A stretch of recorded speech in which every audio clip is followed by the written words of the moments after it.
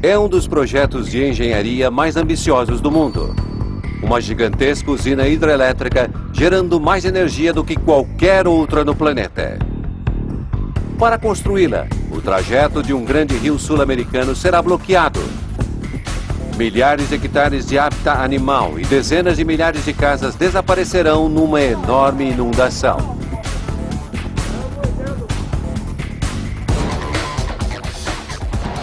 $40 mil operários vão enfrentar temperaturas escaldantes, a ameaça constante de grandes inundações e catástrofes em potencial. Seriam necessários 7 longos anos para construir a usina de Itaipu, a um custo enorme.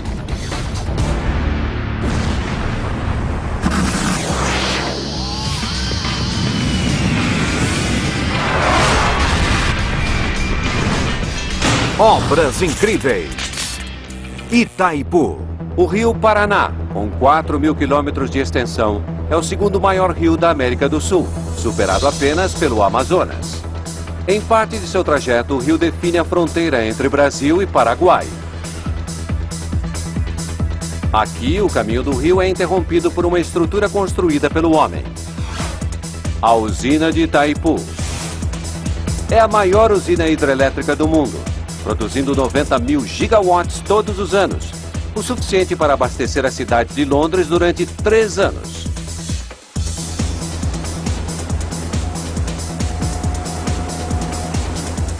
Com 7 quilômetros de extensão, é 2,5 vezes mais longa que a ponte Humber, na Inglaterra, e tem uma altura equivalente a um prédio de 65 andares.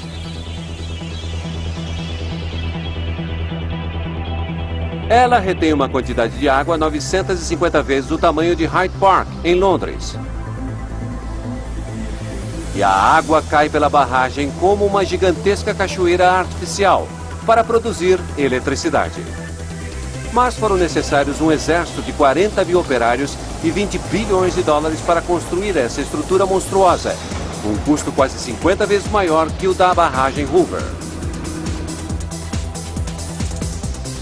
Itaipu está em um dos recantos mais remotos do planeta. E então, por que a mais ambiciosa e poderosa usina do mundo foi construída aqui? Nos anos 60, o Brasil está prosperando. A economia cresce 10% ao ano e a população se multiplica.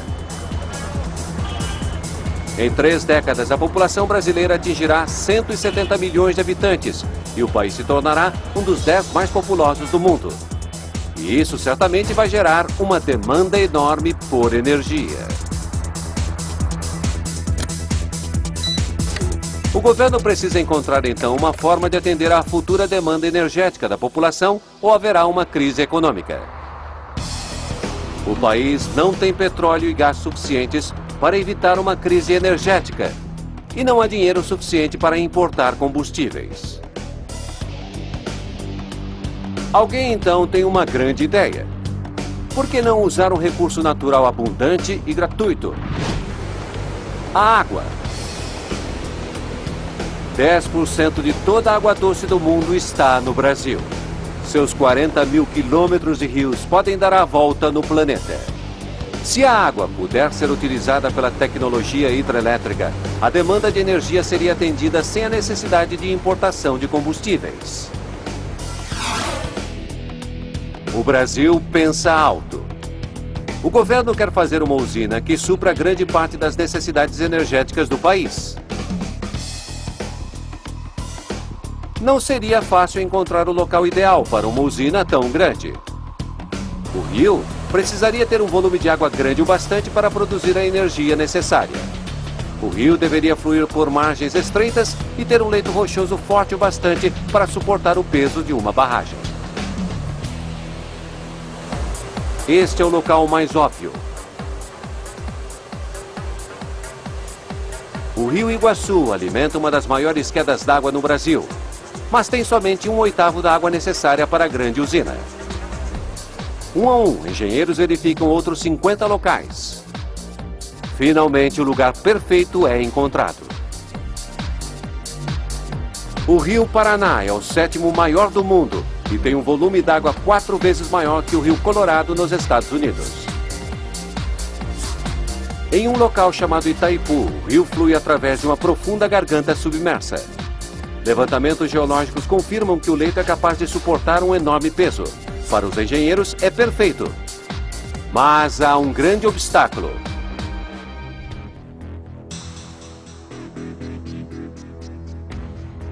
A garganta fica na fronteira entre o Brasil e seu antigo inimigo, o Paraguai. No século XIX, os dois países travaram uma guerra. O Paraguai perdeu metade de seu território e metade de sua população foi morta. Mesmo 100 anos depois, ainda há desconfiança entre os dois povos. Em 1966, começam as negociações entre os dois países. O projeto da usina fica suspenso durante 7 anos. Mas, no fim, a possibilidade de um vasto suprimento de energia se mostra irresistível. Em 26 de abril de 1973, Brasil e Paraguai assinam um tratado. A usina de Itaipu recebe, então, a luz verde. Se tudo for como o planejado, este projeto vai superar alguns dos maiores projetos de barragens do mundo. A usina será 18 vezes mais longa que a barragem Hoover e 9 vezes mais pesada. Mas, acima de tudo, produzirá 6 vezes mais eletricidade.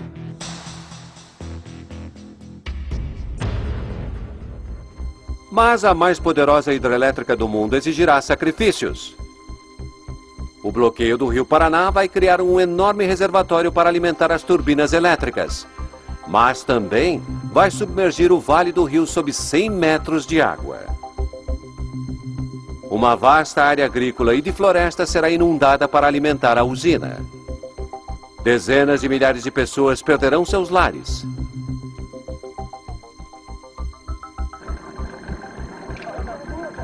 E os habitats de milhares de espécies de animais desaparecerão para sempre quando o projeto de Itaipu chegar a um ponto sem volta. Um enorme canal será escavado através da margem rochosa.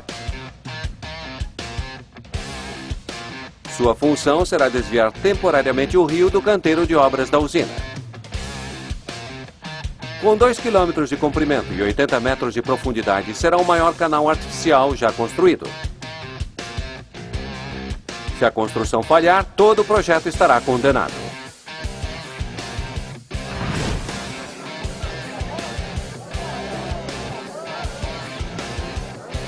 (2 de maio de 1975). Tem início a construção da usina de Itaipu. O primeiro trabalho é fazer o canal para desviar o rio. Serão necessários 3 anos usando explosivos, escavadoras mecânicas e força bruta para escavar através da rocha. Enquanto isso, o custo ambiental da usina é calculado. Depois de construída, a barragem de Itaipu transformará o Vale do Rio Paraná num gigantesco reservatório. Uma área 2 vezes maior que Chicago será coberta por 100 metros de água. Enquanto a escavação está em andamento, consultores ambientais são chamados. Sua tarefa é avaliar que animais e plantas podem ser salvos da inundação. É o primeiro projeto de uma usina que elabora um grande plano de resgate. Mas nesta etapa há somente 17 pessoas envolvidas e na maioria voluntários. É um trabalho difícil. Se o plano de resgate não for concluído antes da inundação do vale, milhares de animais morrerão e espécies ameaçadas também podem ser afetadas. Angico vermelho. Cerca de 40 mil pessoas também vivem aqui. Vilarejos e fazendas inteiras, algumas delas ocupadas pela mesma família há gerações, serão cobertas pela água. Os donos terão de ser indenizados, mas as autoridades precisam decidir o quanto pagar. É um dos maiores trabalhos de avaliação imobiliária do mundo e foram necessários 4 anos para ser finalizado.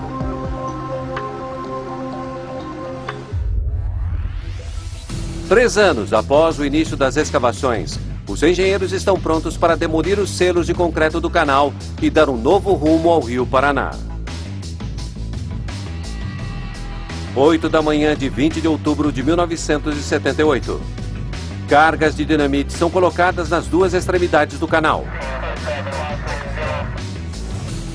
Se a explosão danificar o canal, o projeto sofrerá um atraso de anos.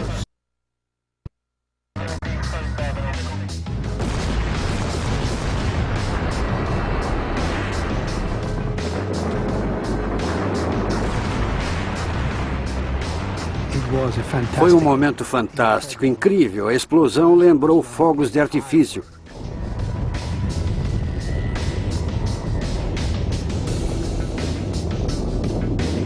O poderoso Rio Paraná invade seu novo caminho. Foi um enorme feito. Os engenheiros de Itaipu haviam alterado o trajeto de um dos maiores rios da América do Sul. A avaliação das casas, fazendas e terras que serão inundadas está finalmente terminada.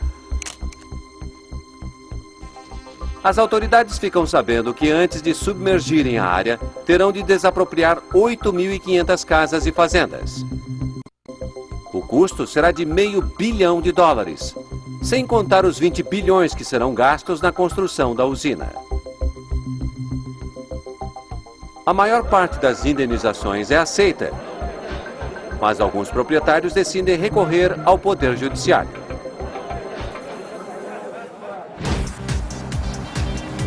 Os engenheiros concentram-se em cumprir os prazos. Eles precisam de mais operários, um exército deles. Mas o Vale do Paraná é remoto e pouco habitado. Sua única cidade, Foz do Iguaçu, é um pequeno assentamento fronteiriço.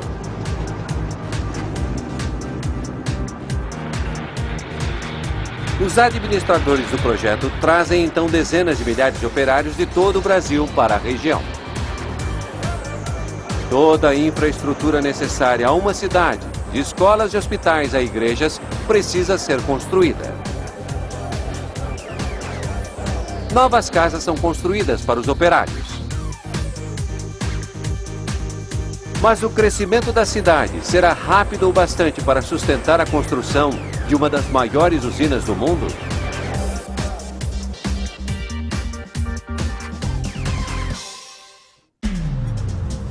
Todas as barragens são capazes de uma coisa: resistir à pressão da água no reservatório atrás delas. Quando a geografia permite, a barragem pode ser um simples muro ancorado nas rochas ao redor. Mas o terreno em torno de Itaipu não permite esse recurso e a barragem terá de contar somente com seu próprio peso. Os engenheiros chamam isso de barragem de gravidade. A ideia é fazer uma estrutura tão pesada que a água não consiga movê-la. Para funcionar, a barragem terá de pesar 61 milhões de toneladas. Mas a barragem só será boa se boa for sua fundação.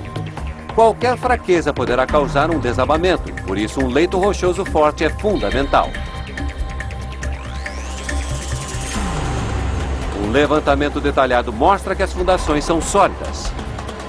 Além disso, os engenheiros têm uma ideia que poupará dinheiro. Uma barragem feita de concreto maciço iria pesar mais do que o necessário e acrescentaria gastos que poderiam ser evitados. A solução é fazer então uma barragem oca. Uma barragem oca pode ter uma base mais larga com a mesma quantidade de concreto. As paredes têm uma inclinação menor, transferindo a pressão da água para a base, onde a estrutura é mais forte. Além disso, equipamentos geradores de energia podem ser instalados dentro da barragem.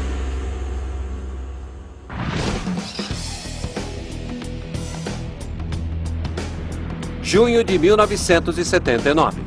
Os preparativos para a barragem principal estão em andamento e tudo está indo bem.